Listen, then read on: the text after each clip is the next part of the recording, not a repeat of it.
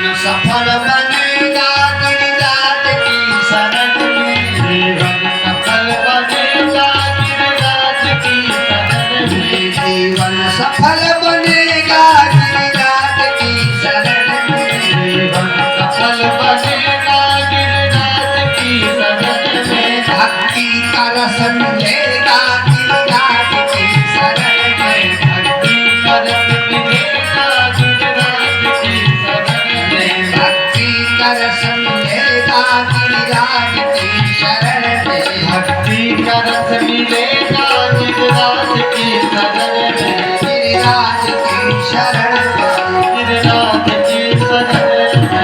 देवे वर्षति यज्ञ विप्लवरुषा वज्रास्म वर्षाणि शीतलपालमतुत्तयात् शरणं दृष्टामुतमस्मै उत्पाटैः करेण शैलमुलो लीलोत शीघ्रं यथा बिभ्रतघोषमपान् महेन्द्रमवदित् प्रियान् इन्द्रो भवान्। इंद्र का अहंकार चला गया। इंद्र ऐरावत हाथी में बैठकर भगवान की शरण में आके चरणों में गिर गया। विशुद्ध सत्तम अवधाम शांतम तपोमयम ध्वस्त रजस्तमश्म मायामयोयम गुण संप्रवाहो ना विद्यते ते ग्रहणानुबंधः। हे प्रभु, मैं आपके गुण में माया के मोह में फंस गया, मुझे मेरी गलती की क्षमा कर।